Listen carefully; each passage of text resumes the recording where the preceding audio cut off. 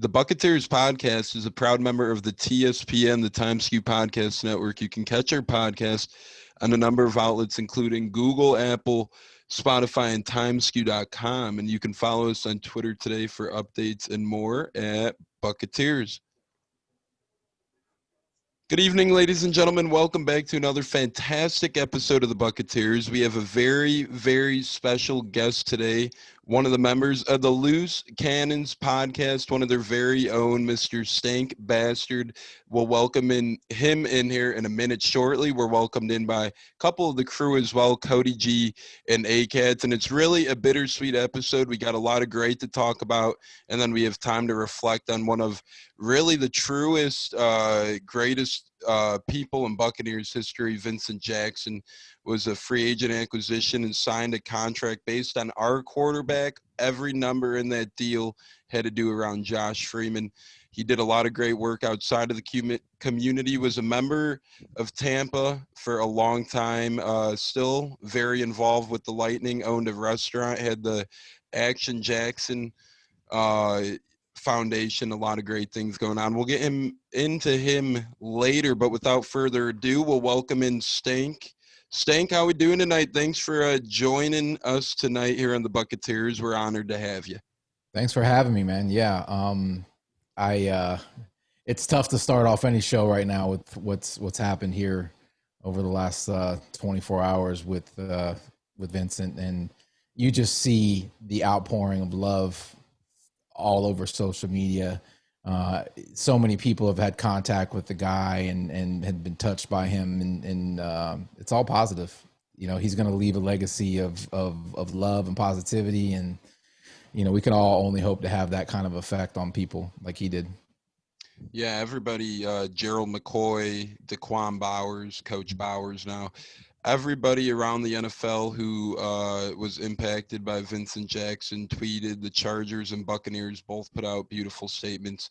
Really hard, pill to swallow for a lot of people, as Vincent's just a great guy, a role model in the community, one of those guys who just always performed inside the game, outside the game. You could always count on him. Katz, I know you're a huge Lightning guy. Vincent was a huge Lightning guy. You've seen him around a lot of Lightning games recently. How you feeling today?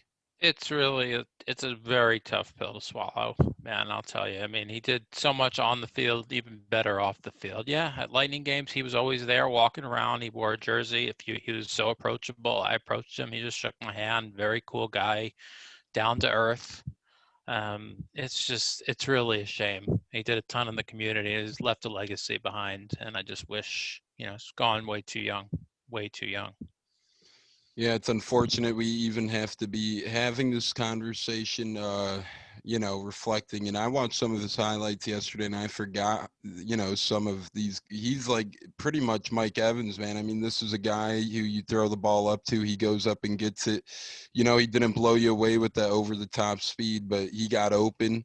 He caught the ball. He made the tough catches look easy. So he was just the man. Cody, how we doing today? Long time no talk.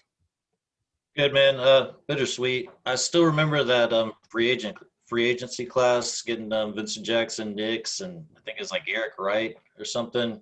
Yeah. I had seen Vincent Jackson's play on the field, so I was obviously pumped, but I had no idea, the type of person he'd be off the field, things he'd do for the community. Just a sad day for Tampa, man. Sad day. He was Walter Payton Man of the Year 4 out of 5 times as a member of the Buccaneers as well. So we'll just continue that talk a little bit later. As Stank said, a really tragic thing. And Stank and a couple of members of the Loose Cannons did a really cool thing and promoted the number 83 Twitter profile pic that's been floating around, and a lot of Bucks members and Bucks community took that over, and that's pretty cool. I haven't really seen that out of other Twitter fan bases. Again, I don't follow other Twitter fan bases and whatnot, and this type of thing is very unfortunate. You don't see it often, but it felt like the Bucks Twitter really is a family after seeing a moment like that, seeing everybody come together.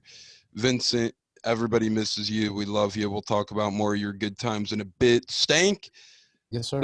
we're going to talk about that billboard here quickly. How is that coming along? We've seen that knockoff. I'm not sure what Samir, I forget what Samir called him, but you know, you guys had me. First of all, you better say his name right, bro. It's Sammer. Samir, I'm sorry. Yeah, I mean, I call him Samir. He has an alter ego that's Samir. That's our IT guy that does all the background stuff.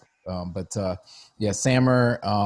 My Sammer apologies. Sammer stole that idea from me. All right. First of all, the billboard idea was 100% me. And then he, as he always does, you know, he can't help but design something around such a fantastic idea.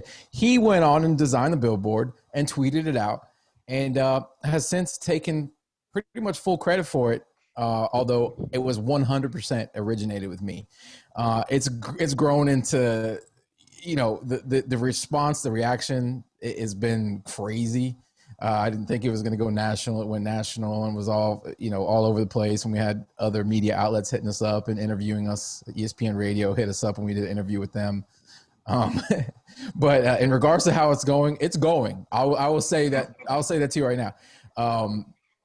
This somebody within the Saints fan base, as you guys probably have seen, this character who's I guess a big booster supporter, owns a bunch of car dealerships up there. He's doing his best to try to stop it from happening, but I'm sorry, you're not stopping it from happening.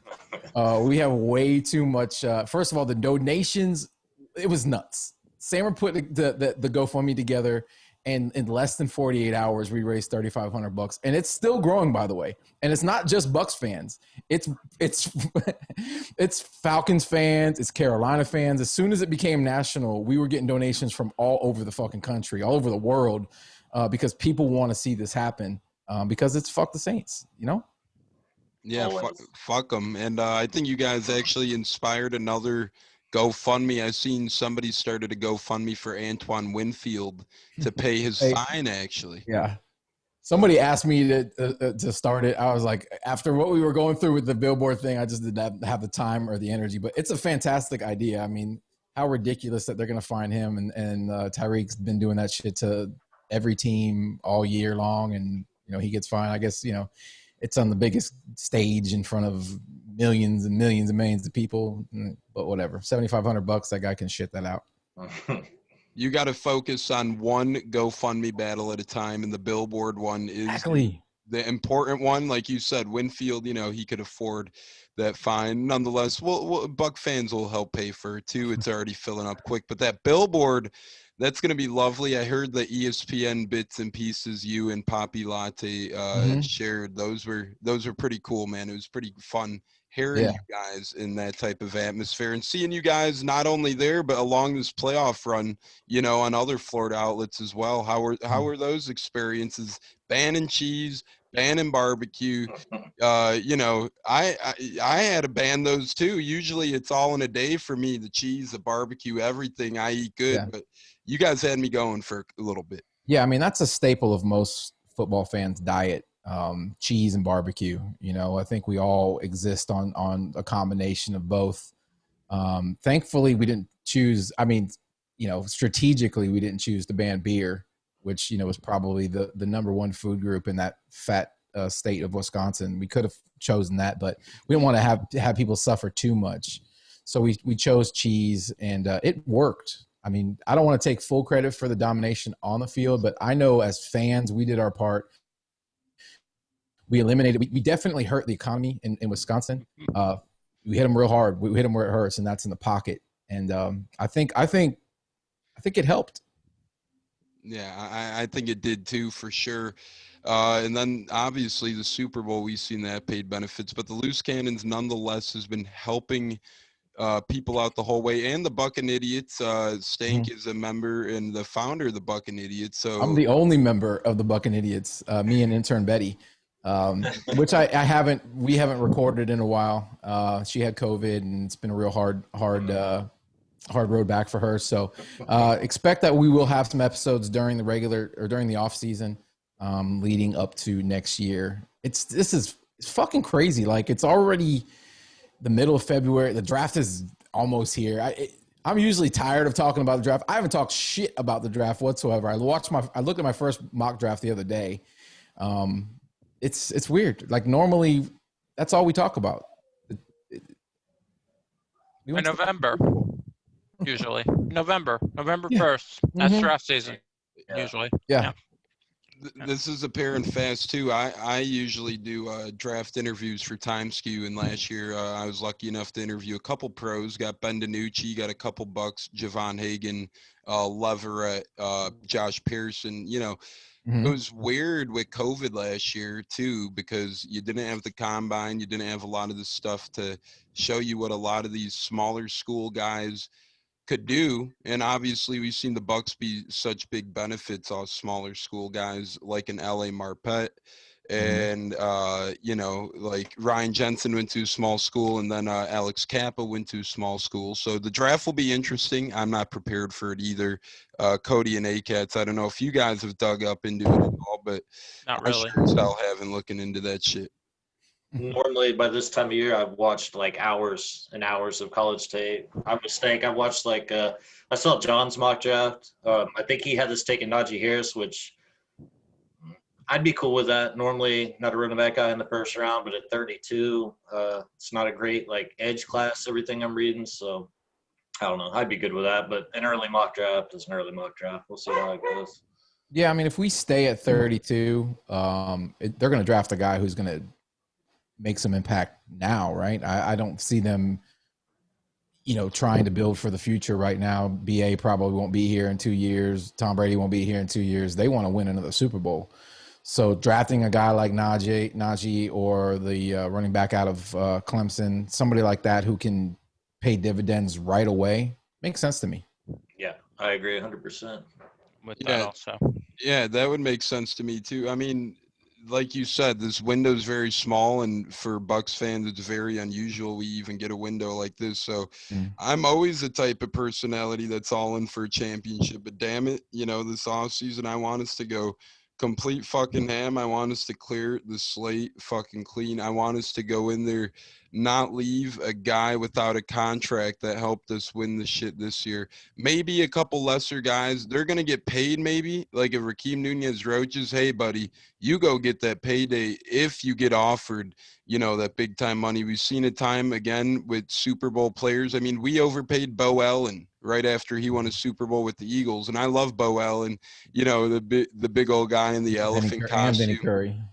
Yep, Vinny Curry. Just a couple of guys that got overpaid from the Eagles Super Bowl, but it happens. So we'll see if those guys do choose money over perhaps chancing another ring.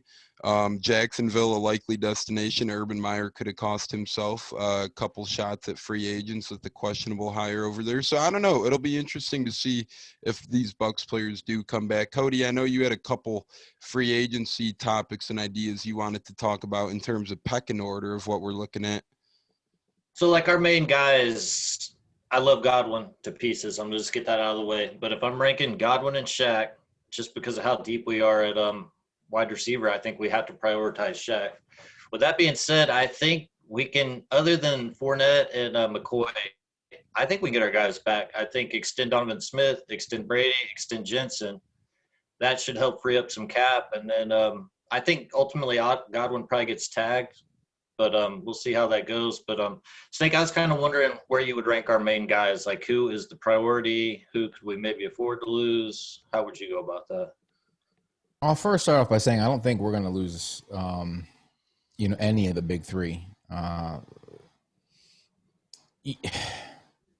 That defensive end position is such an impactful position. It's hard to, even in Bowles' system, it's hard to find a guy who can do what Shaq does. You know, but Shaq wasn't as impactful without Vita. And as soon as Vita was injected back into the lineup, you saw Shaq's production go back to where it was last year. I mean, he was basically unblockable. So, I mean, the unit itself at full strength is scary. But I think that they probably prioritize Shaq over Godwin. But I think we keep them both. Greenberg is a wizard with a cap. He's not going to make mistakes. He does it too often anyways. I think we keep David, Godwin, and Shaq, but I would put Shaq as a number one priority. But, you know, I'd hate to lose Chris Godwin. I mean, at times he's our best receiver. He's young. He can do it all. He has every single tool other than maybe breakaway speed, but he's physical. He's a phenomenal blocker. He runs great routes. He can play all the positions. And you don't want to lose a guy like that. And he's humble. He's not a fucking diva. Yeah. We don't have divas on this team. Even AB turned into, a humble guy. Did you see AB at the fucking Super Bowl parade? No, the guy was nowhere to be found. You would expect a guy like that to be in the forefront with a fucking fur coat on, and he didn't. He has been humble since he's been here. And this whole team has that humbleness about them. They have that fucking fighter's mentality. So I'd love to keep all of them.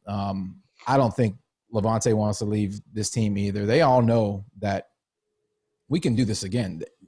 Everybody's projecting this to happen next year, not this year.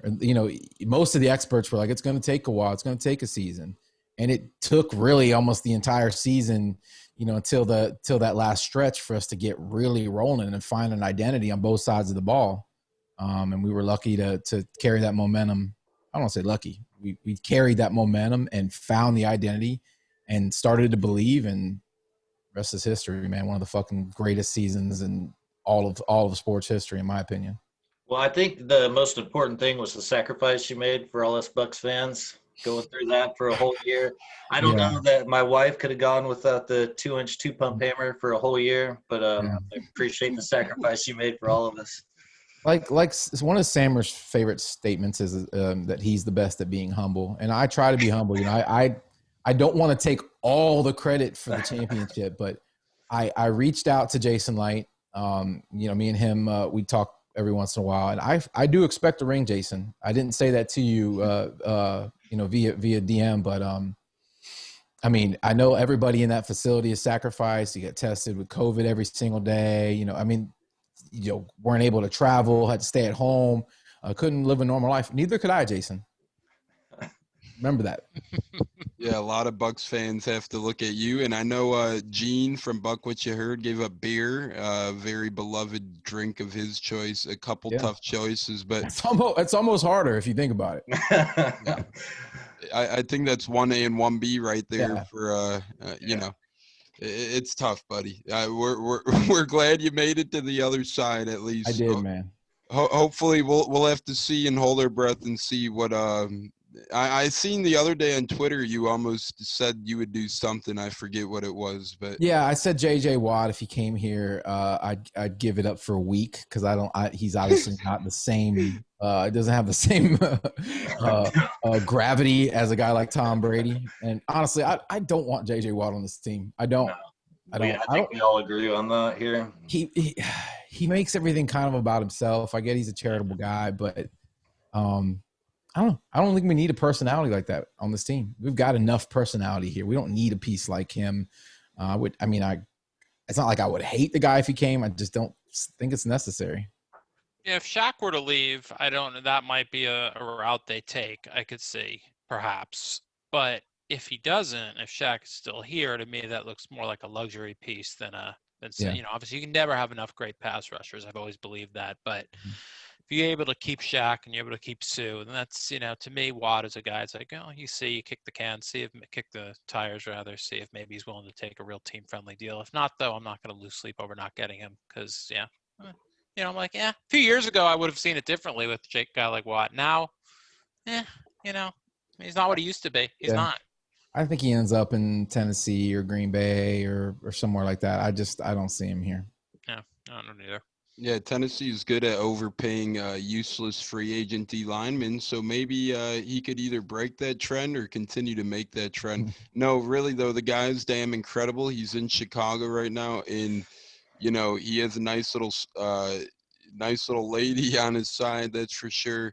And they're getting used to the cold weather, so who knows? Maybe he goes back to a Green Bay because he's from Wisconsin type, or maybe he plays in Tennessee.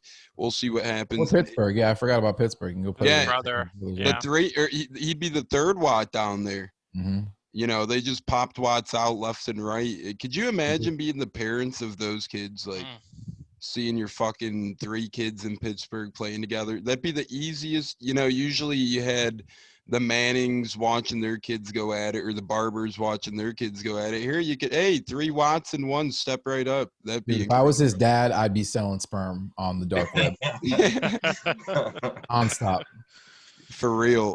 The only other family tree that could perhaps top that is the Manning one. Or the Matthews one. Yeah, Matthews was incredible. The Harbaugh, I guess. Yeah, all his uncles, yeah.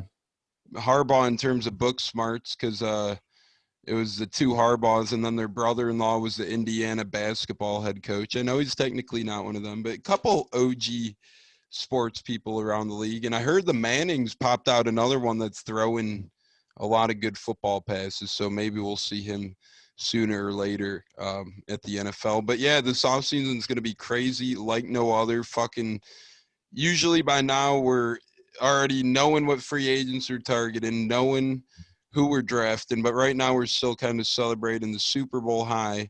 That game was incredible. The time was not going away, by the way. The Super Bowl high is not going away. The first one, it shouldn't. The first one still, I'm still high from the first. That's what I'm saying. The first one has sustained me. It allows me to talk shit to other fan bases where growing up I had no business in any conversation ever talking to anybody, being able to talk shit. So, yeah, I mean. This one's not going away anytime soon, man. It shouldn't, because you never know if you're going to get back or not, whether you do or not. I mean, and now the Bucs have won 2 since the turn of the century, and not a lot of teams have done that. Us, the Pats, the Giants. Ugh, I hate the Giants. For a non-division team, non-division rival, despise them. The Steelers and the Ravens. I think that's it. As far as teams that have won it twice or more. Of course, the Pats have 6. But I come from a bunch of Giants fans. All my family, they're all from New Jersey and New York. And I did not at all grow up a fan of any New York team. I was the black sheep. I was born here. And so fuck the Giants. That game that we lost to them last year scarred me. And I've been to hundreds of Bucs games and hundreds of losses, I will say, honestly. And that one might have been the worst, which is remarkable. But we got them this year, and they're coming back. I will have to agree with you. Yeah, it was just brutal. Just the amount of Giants fans, a shitty Giants team, no less, to lose to them. Now, in the end, it didn't really hurt us. But Danny fucking Dimes. But Danny Dimes. Being there with a bunch of fucking assholes with their Giants stuff, and then they suck in my face. Oh, man. Yeah, I don't normally overdo it with alcohol, but that game, for whatever reason, I did. And me and my boy were in our section. Our season ticket section was complete. The people who normally sit around me are Bucs fans. All of them, fuck you, because they sold all their tickets. Right. I was surrounded. There may have been 4 Bucs fans in the entire section. It was all Giants fans, and we were whooping their ass for quite a while, and we were talking so much shit. And as you can expect, the clouds just started to form over us as that game got closer and closer, and we had to evacuate. It was really bad for us. The ones near me didn't even care. They were like, we're getting our ass kicked, and they're like, you know what, who cares? We're trying to tank anyway. And then it went from that to, we came back and beat you. So that was awful. But we get to play them again this year here. They're coming back here this year. This time we're going to kick their fucking ass. We snuck by them last year up there. This time hopefully we have fans in the seats, more Buck fans and Giant fans. Who cares if there's a bunch of them? We kick their ass, hopefully. But, yeah, man. You would think, right? You would think that this year – we wouldn't see half the fan bases from the other teams in the stadium, but you would think, there's a bunch of fucking weird fans that buy season tickets to this team. I wouldn't be surprised that if they sold them off. I sat behind for years, season ticket holders, and they were wearing their Buck stuff, and I made a comment about a comment about how much I couldn't stand the Packers. They immediately said, "Hey, watch your mouth." I said, "What do you mean, watch my mouth?" They're like, and they pulled the collar of their shirt down. They had a Packer shirt under it.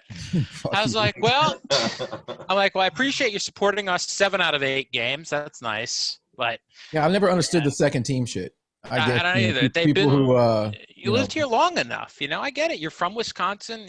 Thanks for moving here and whatnot. But gosh, man, I mean, long enough. Yeah, rest in peace, Steve Dumig. He fought the good fight and said, when you move to the city, you need to drop your allegiance to the other team and support the local team. And I always appreciated that about him. I really did, and I'm sure he would have. Yeah, I appreciated that. Was something about him I loved, and he was a tough motherfucker. He was being from Philly. He was an himself. asshole, but I liked him.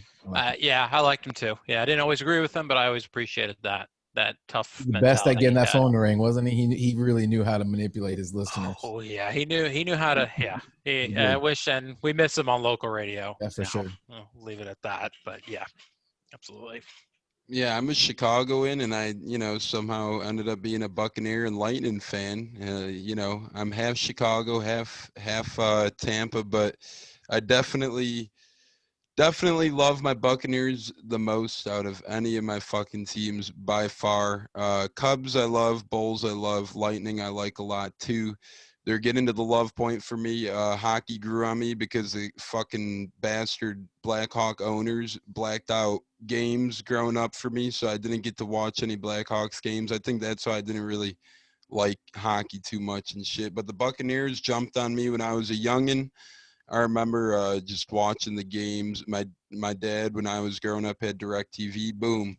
Every Sunday. I like the color red. I found the Bucks. I like the creamsicles as well back in that time. So it just all fit well. But I don't know, man. It's a franchise that we all grew together with. I wish 2 years ago I could have bought season tickets. Biggest mistake in my life was not. It was the year we had the London game. I passed up since I live in Chicago, but I did go to 2 games last year. I went 2-0, and our only 2 home wins. So I'm looking forward. Nice. I went 0-3. No. What ones you go to? I went to that fabulous New Orleans game where I got into a verbal altercation with a female Saints fan. I went to the Chiefs game. That was wonderful. The wrong Chiefs game, obviously, not the one that mattered. And what was the one in between that? We got our ass kicked 3 straight games. Did you go to the Rams game? Rams game. We should have won that one. Yeah, we were all 3 of those, and we got to see Matt Gay, our favorite Bucks kicker on the Loose Cannons podcast. We got to see Matt Gay kick the game winner.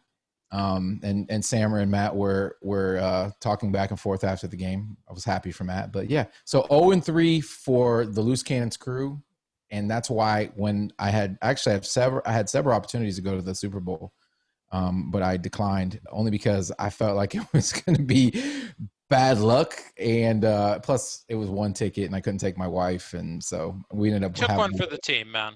You took. I took another one for the team. I took another one. Another. Yeah, that's right. I could have had the memory of being in the stadium, but we all got together, the Loose Cannons crew, and watched it with our families, and we fired fireworks after each touchdown or each score or each field goal. The kids had a fucking phenomenal time. We made some good memories, man. I didn't miss out, put it that way. The wife and I left my kids with my parents, drove down to Tampa to party with some Twitter friends. And man, I'm so glad I'd done that. It was fucking awesome. Yeah, man. We had Scott Reynolds on the podcast right before the Super Bowl. He was our last guest, and we were talking about our score predictions. And I told Scott, I said, Scott, we dominate Super Bowls. That's just what we do here. All right. When the Bucks go to Super Bowls, we dominate. I wasn't scared. I felt it coming, man. I felt it coming. And the game, when I'm watching this Super Bowl, I'm like, it's the opponent scores first. And the way the game's, I'm like, this reminds me of a game we played in 18 years ago. I'm like, this looks just like the last Super Bowl. And you're right. And ended up with the same type of results. Game was, ended up a laugher. And a lot of people who were predicting it would be a laugher were predicting it for the other side. And the Bucks didn't give a shit. Because this team has a toughness that I've not seen in a Bucks team since the last time we won it, maybe even more so. Both the offensive line, I've never seen a Bucks offensive line this good, man. Yeah. I mean, they just move people. They protect the quarterback. They can open up run lanes. It is a nasty offensive line. The team takes on that personality, and that was a big question mark coming into the season. They answered it big time. They flipped the switch. They want to say second half of the Atlanta game after the bye, whatever you want to say. They found something. They really did. BA has been used that word. We decided to be aggressive or more aggressive. It looked like it. Then they just started to believe. They went on that win streak, and then obviously we beat our bully. And after that, I just couldn't see us losing, man. I mean, the way we beat the Saints, we beat them out. We out physicaled them, and normally they dominate us on both. On both fronts, and they're more physical. They're physical with our receivers, and that was it right there, man. For me, that was our Super Bowl. I said it. People are like, "Oh, don't say that." It's not a Super Bowl. I felt that way too. I felt like it was. It gave me the same vibes as with Philly back in the day. Exactly. I felt the same way. It was the same thing. That's the team you can't beat. They're all physical. They beat us up both physically and everything. And I'm like, if we can get past them, back then I knew we were going to win the Super Bowl, and we played Oakland after we beat Philly. And I really felt, I know you had 2 more games after that. I just felt once they knocked that one off that it was like, all right, that's the bugaboo we needed to get past. We got past it. And we were road dogs all season, man. We played better on the road than we did at home. So it's like, all right, that's right. These are going to be all away games. That's fine. We don't win. We don't win at Raymond James Stadium, except for. But we did have a winning record there this year for the first time in 12 years. It's not while I was in the stadium. That's all. Not with you, no. But we went. Well, if you include the Super Bowl, we went 6-3 at home. But we hadn't had a winning record at home since 2008. So can we retire that Dana depression thing? I don't know. I tweeted at Joe Bucks fan. I said it's time, and they're like, "Oh, we haven't used that in forever." Yeah, whatever. Oh, both. They had a winning record at home this year, so it's time to retire that one. And Tones, by the way, growing up, because I'm a really old Bucks fan, they used to black out the Bucks games here in Tampa too, bro. Yes, they did.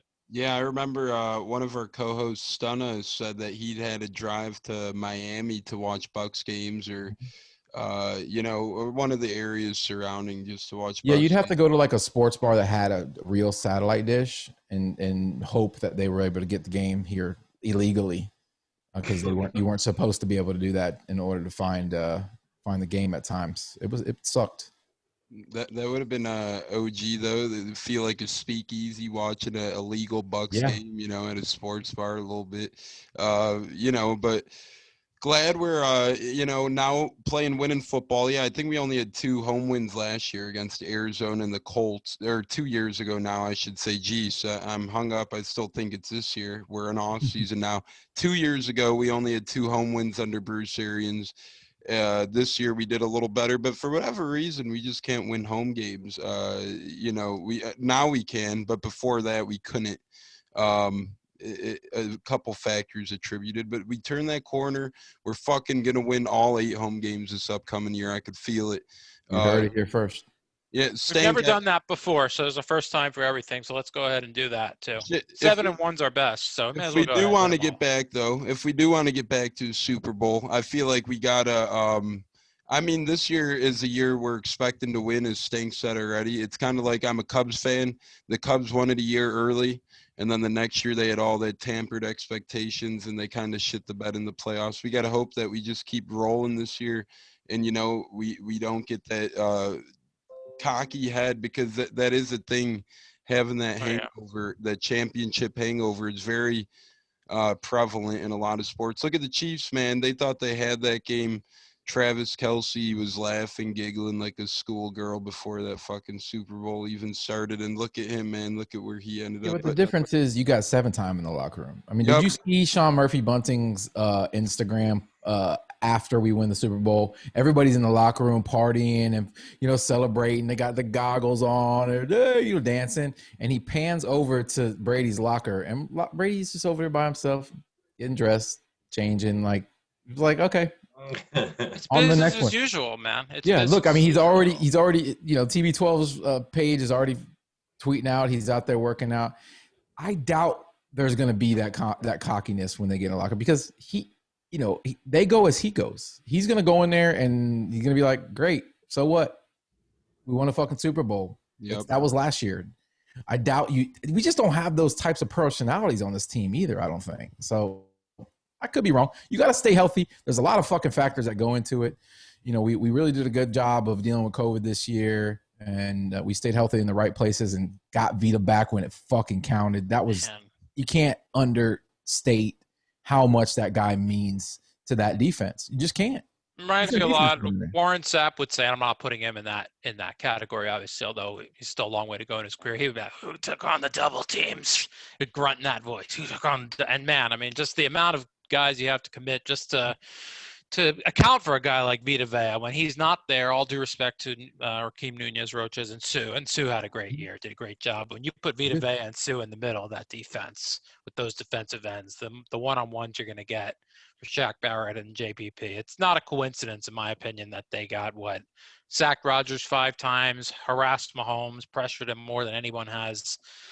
He wrecks the pocket, bro. That's exactly it. Pocket wrecker. And once you start to destroy the pocket like that, then when you're running games and stunts, it just makes it so much easier when you got that wrecking ball in the middle. And yes, he's not necessarily a sack artist, and Warren Sapp likes to call him the hand model because he gets his hand on the quarterback a lot, but doesn't necessarily get the quarterback to the ground. Whatever. I don't give a fuck.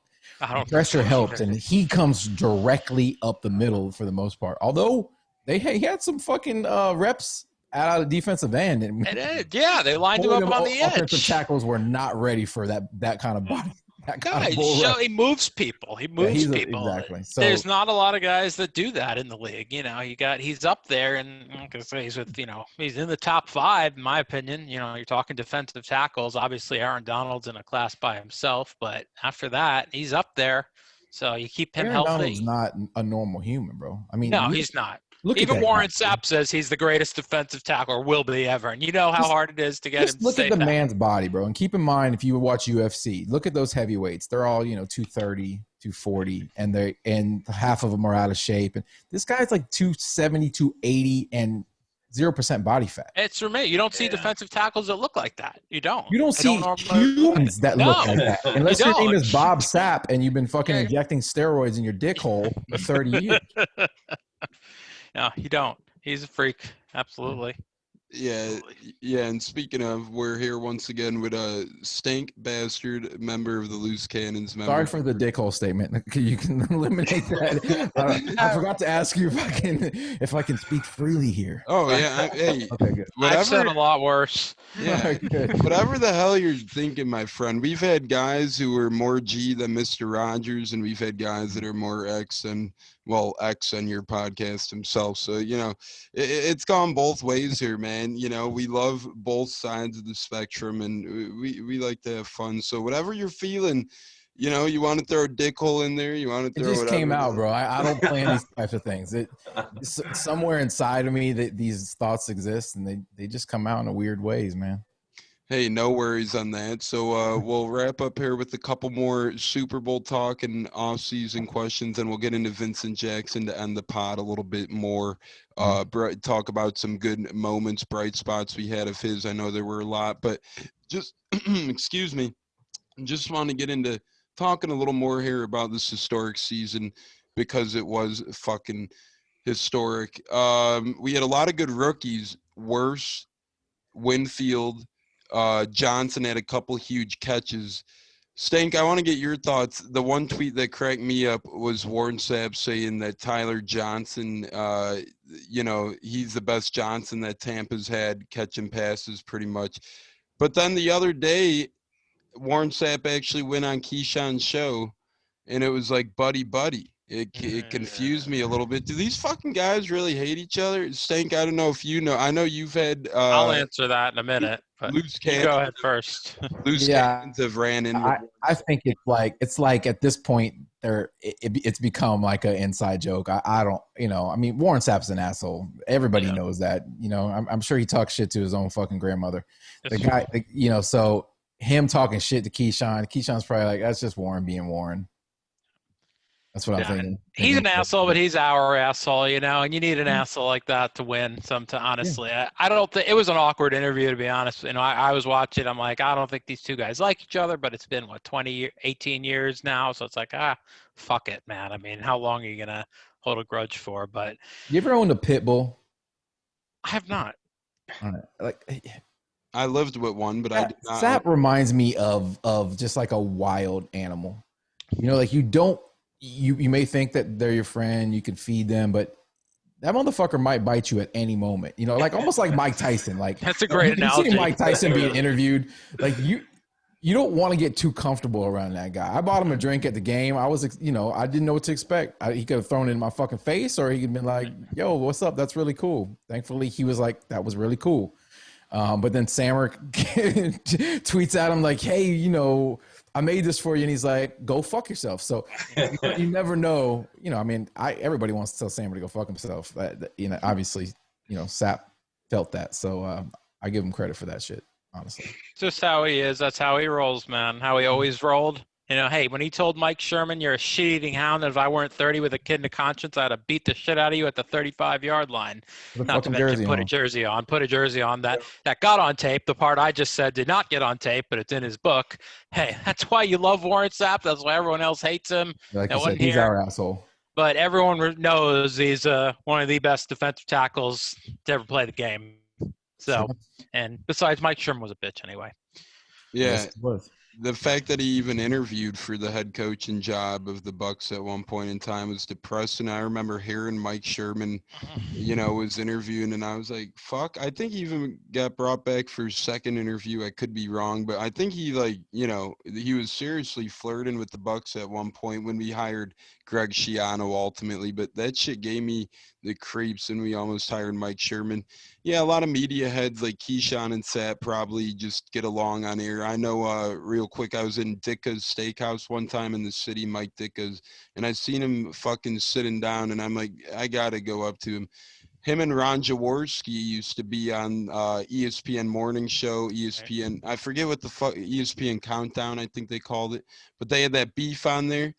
And Dicko was wasted, but I went up and I was like, hey, do you and Jaws really hate each other? He's like, nah, man, we do it for TV. We really love each other. We just hype that shit up for TV, blah, blah, blah.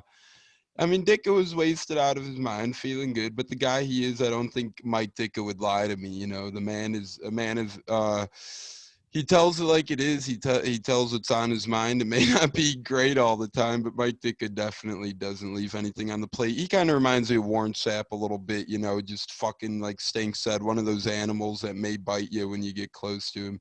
Mike Ditka, one of the best coaches of all time, but pretty cool, man. Warren Sapp, class act. I have his painting in my wall of paintings. Got to add a John Lynch to that wall of paintings. So, yeah, Warren Sapp, incredible. I remember I was actually in Tampa when he got inducted into the Hall of Fame. That ceremony was cool.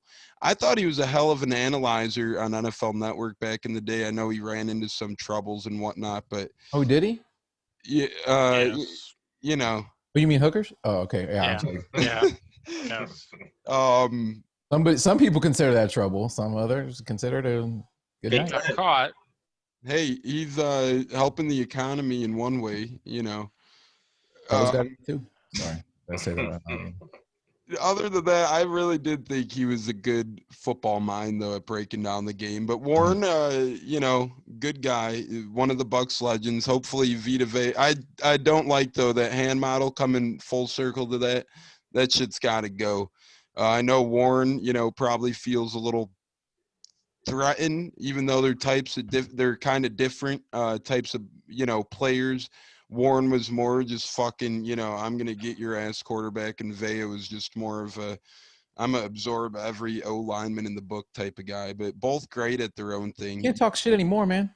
No, Vita's got a ring, and he was, you know, responsible in a big way for that. So Warren can say all he wants now, and I've even seen a little bit of sour grapes out of Warren after this team won the Super Bowl, because now, you know, the club just got a whole lot bigger, and we've got a whole lot more people that are going to be in this Ring of Honor. We've got a whole lot more people that are you know, will be forever remembered as Buccaneer greats, and now he's got to share the limelight a little bit. And I don't care, bro. Listen, I don't think it's a question anymore what a guy like that means to this team, what a guy like Vita Vea means to this team, especially in Bowles defense. You know, different guys, different defenses, different eras, all those things that, you know, Vita doesn't need his approval anymore. No, Vita doesn't need the approval of anybody. I mean, We've seen what the hell happened when he stepped on that field. As you said, Todd Bowles did a great job of scheming him up outside, inside against the Chiefs. You know, you really didn't see nothing against him, but Nunez Roaches faded pretty quick in that game. Vita took a dominant number of snaps in that game. He really looked like normal Vita Vea in that Packers game even. all the Bucks pressures came with Vita Vea on that field. So, Let's not forget, he's still a young player. Oh, still a kid. This guy's still a kid. And he's second year in this defense. Coming off a fucking horrific injury, came back in record time. When we had him on the podcast, he essentially was already doing rehab. So we obviously didn't know we were going to get this far. Nothing was guaranteed, but we kind of had a good feeling that there was a good possibility he could find his way back onto the field before the end of the season. He wouldn't come out outright and say it, but we had a little birdie that kind of whispered in our ear that gave us some inside info that it was a good possibility he'd be back if we kept on winning in the playoffs. And nobody was more excited than us to have that motherfucker back, bro. I would imagine a dude like a guy his size, he's probably got to work twice as hard to come back from an injury like that than say like a 190-pound corner or something like that. But I don't know, Bill. Yeah, you can't. He got some freaky genes, man. Yeah. You can't. Like you said, you can't say no good things about him. Just the entire defense, the swagger of the entire defense this year. Guys like Sue, the nastiness he brings. It's just SMB. He was like he had a slump. I think he'd even admit that in the middle of this year. But come playoff time, dude was lights out. Just the entire defense. It's just a special run, man. Special team. Vita coming back. Just awesome year of football. And what a year, man. Such a shitty year for so many fucking people. To get that this year, just special. BA should and deserves a lot of the credit, but that coaching staff, think about, what they've done with this young secondary, what they've done with this defense to come to where we've, like you said, at the beginning of the season to where we were at the end of the season, to improve like we did, just to play your best football when it counts most. And it's just the belief, man. I mean, it didn't take much, just a little bit of momentum. And then we already got guys like Devin White who, obviously, the guy's an alpha. He has the belief. Sue believes. It just took that winning fucking matters, right? It took them winning and getting the taste of success and believing themselves, man. And they just became unstoppable in their own minds. And, they put in the work clearly. Because that's not necessarily enough, man. But when you work hard and you combine that with the confidence that they played with, we never played mistake-free football. If you look at the Packers game, Brady threw 3 picks in the second half, and the defense stood tall against the other GOAT, right? The one that they're saying the GOAT, the MVP, stood tall and held that motherfucker to 6 points, and we took home the W, bro. And it was a team effort. It wasn't just Tom Brady. Tom Brady's going to get all the magazine covers right now for sure. But this defense deserves an equal amount of credit. When one unit, in the New Orleans game, the offense didn't quite get itself going, and we knew that was going to be a tough go against that defense. So our defense set them up. It was it's a great field position, and they played, it's cliche maybe, complimentary football. They did. We even got some contributions out of Jaden Mickens and some returns in that Green Bay game as well. Set us up in good field position. Ryan Suckup, I don't put too much into kickers, but let's be honest, he had a great year. And it just seemed like if there was a game where one phase seemed to kind of sag a bit, another phase of the game picked the team up. And that's what, true team effort. We didn't see that for years where it was a cohesive unit. Then it all came together in the Super Bowl. You're right. Offense, defense, special teams, all of it. I don't think you can point to a game this season where you say it. You could say that our offense was absolutely dominant. I think our offense is going to be much better next year, to be perfectly honest with you. I think we get a third down pass catching back, a guy who can naturally, be an outlet for Brady. We get a guy like OJ Howard back. I think we're going to be better next year on offense. And if you get an actual off season, an actual off season, not just workouts at Berkeley Prep. And hey, they did a great job with those. Absolutely, what you were saying. Yeah. And if our defense continues to ascend and we're able to bring back the key pieces we talked about earlier, why not, man? I mean, you got to stay healthy. A lot has to happen. A lot of things have to go your way, and you got to be hot at the right time. I mean, look at the fucking Steelers, right? 11-0, and then they just completely shit the bed. You got to be, the momentum's got to be there. So hopefully all those things come into play again next year. And now it doesn't. You don't need Brady to blow belief into your fucking brain. Now these guys are all Super Bowl champions now. Already there. They know what they can fucking do. It doesn't take it anymore. He's already planted the seed and it grew into a tree and it bared fruit. Now you got a locker room full of believers, man. Yeah, we literally had the greatest of all time come here and fucking win a Super Bowl.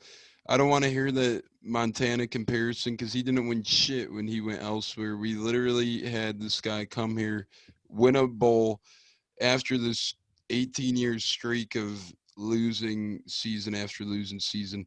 Stank, I think the coaching staff that you brought up, tremendous. Antoine Randall already got a wide receiving coaching job with the Lions. He was an offensive assistant with the Buccaneers his past couple 2 seasons, I believe, with Arians. We heard Byron Leftwich almost get the Marshall head coaching job. Todd Bowles is rumored pretty much in every head coaching job. So we're seeing these guys, one sooner or later. Antoine Randall moved up the ranks that fast. We're going to keep having these coaches move up the ranks fast, and Bruce is going to be pumping out a coaching tree all over this damn league. Oh, no doubt. And thankfully, we benefit from the shitty rules that the NFL has in place, where these coaches can't. When you go and play in the playoffs or in the Super Bowl, it's hard to hire coaches because other teams are allowed to hire coaches before the season ends, which is it's just stupid. But I get why they do it. But that I think that changes at some point. Yeah, it needs to, because some coaches kind of feel rush hired or rush grabbed just because. Bieniemy still doesn't have a job. The kid deserves a job, man. But the Colts guy, the guy from the Colts, the offensive coordinator who looks like a college frat boy, gets the Eagles job. It might be a great coach. I don't know. But he didn't look like a guy that I would have hired. And Dan Campbell, look at him. He looks like what he's going to chop. What the heck? I'm going to chomp your kneecaps. Yeah, chop the kneecaps. The fuck out of you and then chomp your kneecaps. And it's like, I kind of like that a little bit. I did too. I mean, the Lions might still suck, but they'll be entertaining. Can't say it won't be entertaining with him and sideline theatrics. Probably will be quite he's interesting. like a Rex Ryan, Right. That kind of personality, and that works, and that's all good and well when you're winning. But if they're 2 seasons into taking, some hard L's and some 6-10 kind of records, man, that kind of personality doesn't always, last. Look at Shiano. There you go. There you go. Yeah. Thanks, man. Fucking, I remember watching those post games and looking at, I think the Giants were the first game we really rushed the kneel down on. And I just remember, people's reactions and shit. And, at the time, here I am, thinking, hey, we could still win the game. And now that I look at it, it's like, man, we were fucking rushing on, kneel downs, something that you can't even really cause fumbles on. I know Shiano technically has on 2 plays at college, but let's be honest, college, NFL, different ball game. Shiano, toes on the line, I think was a big quote of his. He got Michael Bennett off the damn squad, and then Bennett went on to win Super Bowls elsewhere. So, we actually had former Buccaneer Anthony Gator on our show a couple weeks back, and we were talking with him about playing for Greg Schiano, and he actually praised Schiano highly. He said he was a very good coach to play for, and we were cool with it, man. He said his favorite one to play for was Raheem Morris, but he said Raheem. He said Lovey was kind of sleeping on the job a little bit, so my mom even picked up on that one with Lovey. She's not a football aficionado. Yeah, no, I'm not going to throw Gator. His exact words were, "You might get 3 words from Lovey." Those were his exact words. He's like, "You might get 3 words," and it's like, okay, if that's your head coach, you might want a little more than 3 words. But I liked Raheem, but he was young and probably immature. I hope he gets another shot. I think he'll end up being a good NFL head coach at some point. Yeah, definitely. Yeah, he was younger. He brought that mentality. He did, man. I mean, he got more out of those teams than I think a lot of people expected. And then you could go out and hang out with him at the club afterwards, and he'd be chilling. So I can't say that for all head coaches. No. The best press conference was we're the best team in the NFC. That's right, I said it. We're the best team in the NFC. He kept saying that. He was firm about that. I believe the Bucs were 5-3 or 5-4 at the time. And someone goes, "Oh, the stats show you're one of the worst." And he goes, "Stats are for losers." Stats are for losers. They had the best record. He wasn't really wrong, you know. What did he have to lose anyway? No one expected him to be doing as well as they were, so why not say it? What the heck? And if you know, it was like, I'm here. No one expects us to be 5 and whatever they were, so what the heck? I'll say it.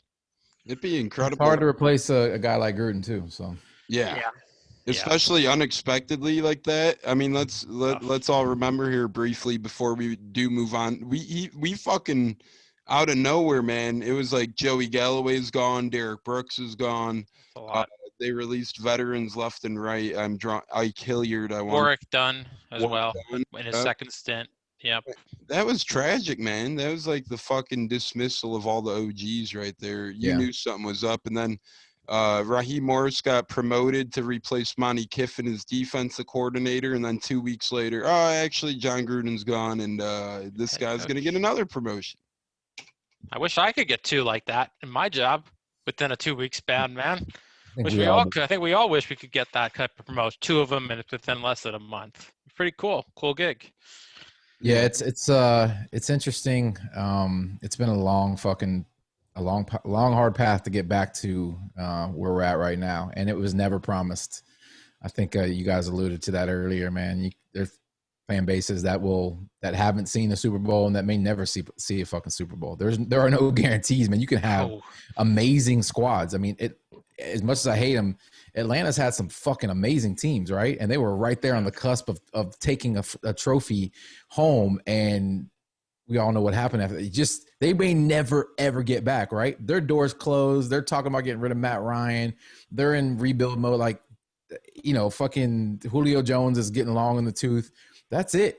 Next chapter. It's crazy how shit happens, man. To have to climb back after losing a Super Bowl at all, let alone losing the one the way they did, it's just what's that like? Road. What's that like? I know. I'm glad to say I can't relate. We've been to 2. We've won them. They've been to 2. They've lost them both. Carolina's lost them both. The Saints won their one that they got to. They haven't been back. Every year the Saints have been picked to win the NFC. Seems like it ever since they won it the last time. It hasn't happened for them. Yeah, it's just like our team's under Dungy. I feel like we should have more Super Bowls. I think we wasted a lot of Hall of Fame players' careers. But that's the way it is, man. Like, again, you can have phenomenal talent and opportunity and shit just not go your way. And Ricky Prohl, you know, fucking catches this stupid fucking pass in the end zone, and then the Bert Emanuel rule. And I mean, look at fucking John Gruden's Raider stint, like the Tuck rule. Like, how a play like that can change the trajectory and the history of a franchise forever. If Cam Newton jumps on that fumble, Carolina maybe wins that Super Bowl. There's just so many things you can go back to. Clearly, there's 100 plays that you don't talk about that matter, but we focus on little shit like that. But somehow, you know, we've got 2, and I'll take it. I might die an old man and we still have 2, but I'll die with a smile on my face. With you. They asked me before we won the first one. It's like, well, man, you know, you gave up a lot for a coach. Are you willing to trade 10 shitty years for 1 Super Bowl? I said, yes, absolutely, yes. Mm-hmm. And if we have 10 shitty years after getting our second, you know what? I'll live with it. Or I'll die. Ask Browns fans that question. Ask Cleveland Browns fans that question. Exactly. Ask Bills fans who lost 4 in a row. You know, gets 4 in a row, lose them all. You know, I mean, they'll sign off, which is remarkable. Yep. Sign off on it in a heartbeat. Lions haven't won a playoff game in, I believe, 30 years now, something like that. You literally do anything to win the Super Bowl. You know, whatever it takes to win the Super Bowl, you do it. Whatever it takes to win a trophy in any sport, you do it. You know, whatever, and it's worth it. You trade for a coach, you win it, you give up a lot, it's worth it to get that ring. And Stank, we're not only 2-0, it's 2 blowouts. We've kicked fucking ass. That's what we do. These times. That's what we do.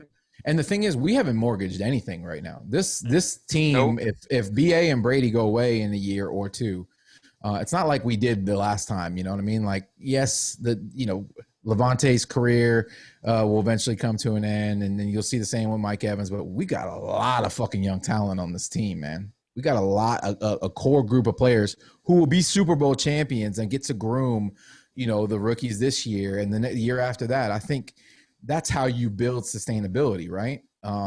So yeah, obviously the biggest hurdle will be who replaces Brady, but that's another fucking show.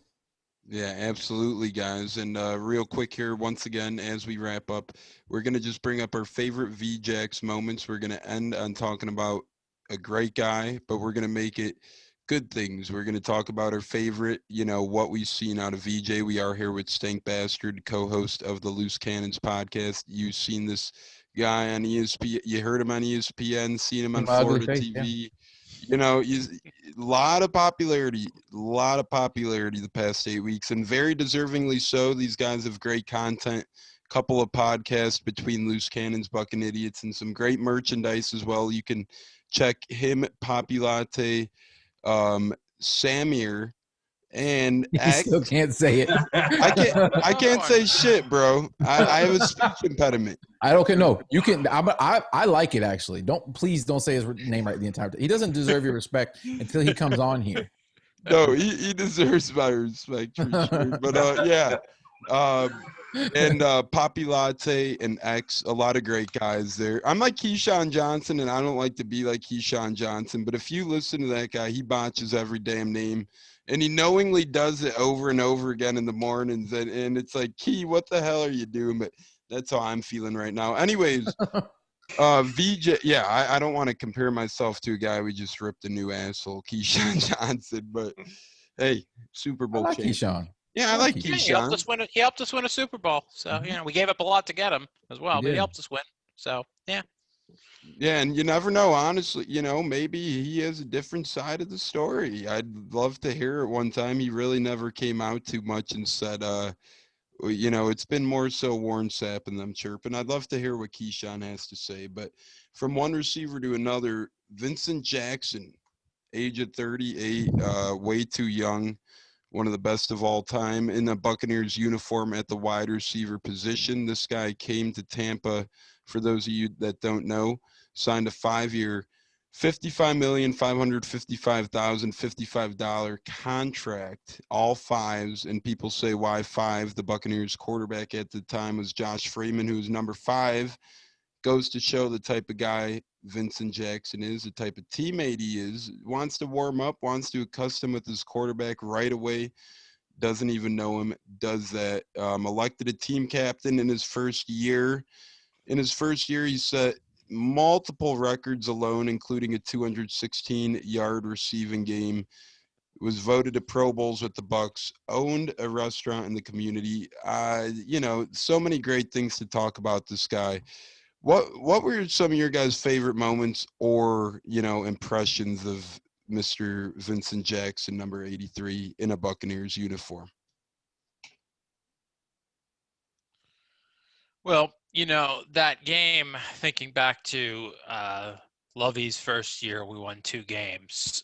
And him catching a game-winning touchdown pass from Mike Glennon, of all people, to beat the freaking Steelers, who we'd never won in Pittsburgh before. And there are a shit ton of Steeler fans that live around here.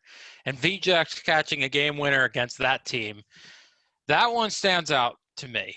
Of all games to win, he only won 2 that year. Wouldn't have expected to be that one. So that's a great memory I have. And, he had that, although it was in a losing effort and ultimately we didn't score, having a 98-yard reception against the Saints. Unfortunately, couldn't punch it in the end zone, but still, that was just such an electric play. It was a throwback game. Ray J was rocking. Everyone was wearing orange. That play we were like, man, he just completed a 99-yard pass to VJax. The place was just rocking, man. And, unfortunately, he played on some, not so good teams. But, a lot of great memories as a player. I know he meant a lot to Mike Evans as well. Mike's rookie year. It was certainly a mentor to him. So just a ton of great memories of him. And like you said, way too young. Yeah, too young. You could come up with a lot of memories of this guy. I mean, I've seen him in person play a couple of times, and it was a treat. That touchdown against the Steelers, I remember that like the back of my hand. I was actually watching that with one of my old buddies who's a Bears fan, and for some reason he happened to be watching that game with me, and boom, that happened. You remember shit like that, and Vincent Jackson's a guy who came here, and you remember a lot of what he did. And first season as a Buck, he was a Pro Bowler too. So we know Pro Bowler doesn't mean nowadays. I feel like back then it meant more than it does now. Let's just put it like that. Nonetheless, Stank, I want to hear your thoughts a little more on Vincent Jackson. I know you're more so in that area around the Tampa area, so he had a restaurant down there and other things as well. Yeah, I've never run into Vincent off the field or not at a game, I should say. But I've had so many people that I've talked to here in the last 24 hours, man, he's just impacted their lives off the field. Obviously he's been big in the military community and dealing with the veterans and the people over at MacDill. And I just went to dinner with my brother-in-law who's had some business dealings with them, and just can't say enough about him. I mean, the guy just gave so much to so many. And on the football field, this franchise doesn't have a whole lot of great receivers to really great offensive players, period. And to see a guy like that, a free agent, not only to live up to the hype, but exceed the hype. I mean, he did things the right way. He was physically dominant on the field. And he was a leader, a leader on offense on a young team.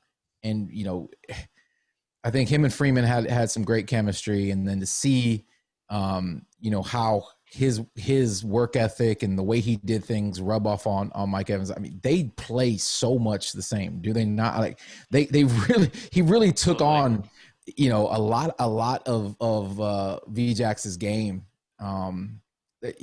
There's not one particular moment that stands out to me, man. I love Vincent Jackson. He had a lot of special moments, physical guy, dependable, great hands, great in the red zone, made tons of big plays.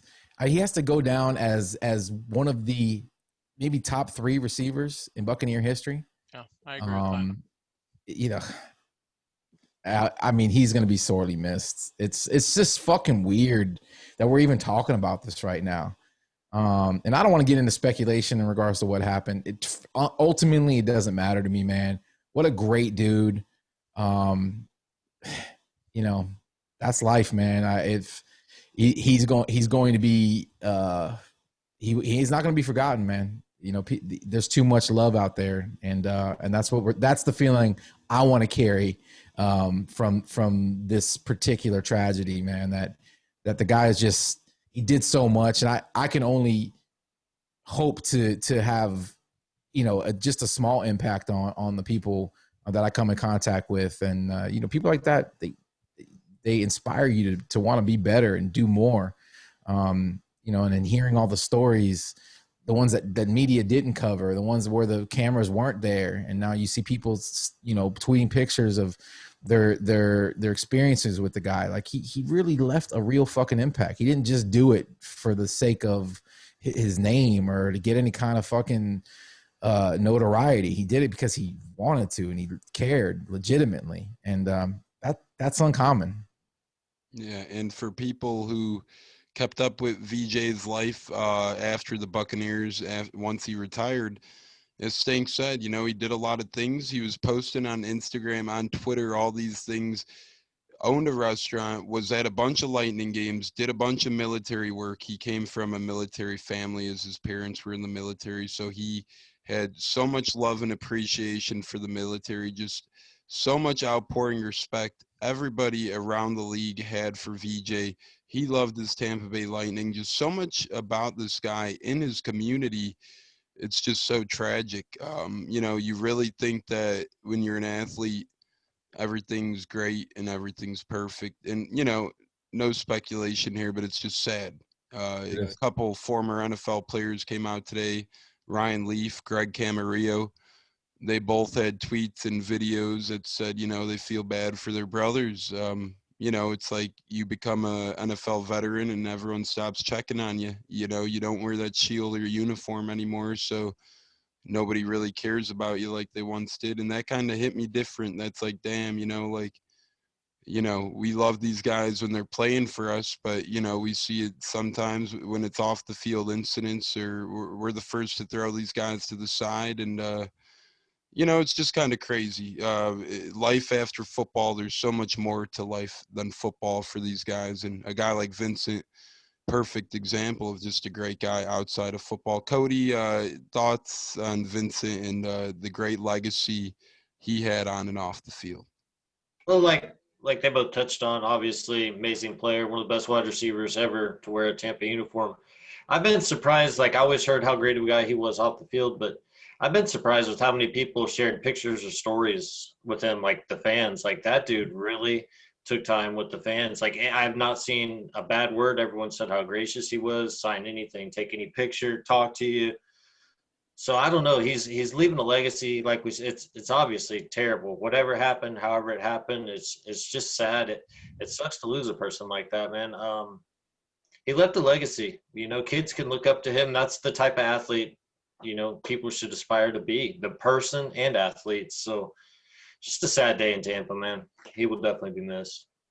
I want to to say this, man. I know, Yep, again, I said I don't want to speculate, but if it was mental health related, as a person who's battled with my own demons, mental health wise, men don't like to talk about those things too often, and we try to keep it private, and we always want to put on a happy face and act like we're tough. And it needs to be said, man. And, if you are feeling that way or you are suffering in any way, man, reach out to your loved ones, reach out to a professional if necessary. There's no shame in it, man. Nobody's that fucking strong. Life is tough at times. I don't care if you're a football player or a fucking general contractor or whatever you do. It doesn't matter, man. It's kind of been taboo for men to talk about it because it's seen as some kind of weakness. And again, I don't want to speculate too much, but if it is that, listen, man, there's nothing to be ashamed of. We all carry the burden, man. Life's hard. Yeah, I lost one of my best friends to that shit, Tyler Banky, 19, 18 years old. When that happened, it's terrible. These are normal, they live a normal life, and not speculating, but one way or another, even if it's not mental health, always check in on those people, yeah, man, on those loved ones, because it's important. You never know what people are going through. It may seem like one life and it's something different, but Vincent, on the field, man, you were literally a savior for my fantasy teams. You killed it out there every damn week. You went out there and you went ham. You had a 217-yard game your first year with the Bucs. You had over 100 yards. You had 3 1,000-yard years with the Bucs to open your career, and you never heard that out of Bucs wide receivers before. We had Mike Williams, who was nice to watch. We had Keyshawn Johnson, who helped us win a Super Bowl, but you never had that dominating wide receiver until the Bucs brought in Vincent Jackson, and then, as Stank mentioned, him and Mike Evans when Evans was a rookie, and then Evans learned from him again in 2015, and then 2016 when VJ only played 5 games. That's really when VJ handed Evans the full Lamborghini, the full keys to the car, and said, "Here you go, it's your empire." And really, before that last season where Vincent only played 5 games, I thought his career was going to last a little bit longer than it did. He still showed great signs of football until that last season when he only played 5 games. I know he only had 550 yards or so the year before that, but he still showed great signs in 2015. And then 2016 happened, injuries happened, retired from the game, walked away. Vincent, on behalf of all Bucs fan, man, thank you. Every Sunday giving us a treat. Every Sunday giving us a reason to watch a bad team. Every Sunday making it work with Josh Freeman, Mike Lennon, Josh McCown. You gave us a taste test of these uniforms we have on now too. You pretty much wore the same uniforms back in 2012. the original Nikes before we went to the alarm clock, and then he debuted the alarm clock. So a lot of He good made the alarm clocks look good, did he not? Yeah, he made those alarm Yeah. clocks look good. And I actually, little airy, I have potentially his last, I'm a man cave connoisseur. I have his last alarm clock jersey number ever made, meant to be worn for him. He didn't get to wear it that game. It's Breast Cancer Awareness Month. So I have his jersey that he was supposed to wear. It should be game worn. Freaking got hurt. Didn't make the game, so it's just issued. But he made those alarm clocks look good, man. It looks great. A jersey that not a lot of people like. VJ looked great in those alarm clocks, especially in that 40th seasons patch. I think that was 2015, I want to say. Those patches were nice, man. But VJ, You'll be missed, man. yeah, you'll be missed, man. We're going to pour one up. We're going to roll one up. We're going to light one up. We're going to all do it for you, bro. You're the man with the plan. Maybe all at the same time, actually. Yeah, all at the same time. Literally all at the same time. That's the Buccaneer way, just doing it right. Guys, we've talked about a lot of ups. We've talked about a lot of downs. And we had a great member on, Mr. Stank Bastard from the Loose Cannons. Stank. Thanks for having me, dude. Yeah, we just want to thank you so much, man. We know you're a busy guy. You got a ton of shit going on with podcasts, with billboards, GoFundMes, ESPN, WFAL, whatever the hell the Florida news is. Man, you tore it up. We just want to thank you. As a Bucks fan, as a Bucks podcaster, I got to really start talking with you during the Bucks fan bracket way back when. The Nick Citro bracket. That's right. That's how I found out about you. Yeah, the Nick Citro bracket. So that was pretty cool. And then I just continued watching and following the Buccanidiots. As I said, I listened a couple summer nights. That was fun. We had a couple good crews in those chats. And then, the Betty the intern, that's cool. And then, man, Loose Cannons. It's just been a hell of a ride. Yeah, we thank you as Bucks fans, man. It's been a wild season. The reason why I think I'm the same way, by the way. Like, it doesn't feel like the season has ended because we won the fucking Super Bowl. It still feels like I'm not ready for next season. I just want to soak this shit in, man. I really do. It's going to be the most enjoyable draft. It's going to be the most enjoyable training camp. It's going to be a good year no matter what. But I fully expect us to fucking compete again for another Lombardi, dude. Yeah, absolutely. We got to win 2 in a row. I don't want the celebration to end. I want to be. It's not going to end, man. Yeah, that's what I'm saying. Celebrate for Vincent, dude. Vincent wouldn't have wanted us to feel the pain for too long, man. He was a Buck through and through. So, hey, man, go Bucks. Yeah, go Bucks. Krew, you guys got any go Bucks or anything to add before we log off? Cody, Katz? Just thanks again, Stank. Appreciate you coming on, chopping it up with you. And this season's not going to end. Dude. This season's just celebrate until it starts back up, man. Hell yeah. I've been watching. I probably watched the Super Bowl about 6 times on NFL Network since it happened, and if it's on again, I'm gonna watch it again. So YouTube videos, but yeah, I'm gonna. It's been a long time. All the bad years make years like this just that much better. So I'm gonna enjoy it. Looking forward to the draft, and yeah, that's about it. Yeah, you should enjoy it. Thanks for joining us. Like you said, you don't know when these times are going to come along. So every day, every week, whatever you want to do, in my opinion, just keep enjoying it, folks, because it's special. Only one team wins it every year. It's been a while since we did. So each Sunday, there's no game to watch. We're winning every Sunday. We won the Super Bowl. So every Sunday from now until whenever we next play is a win.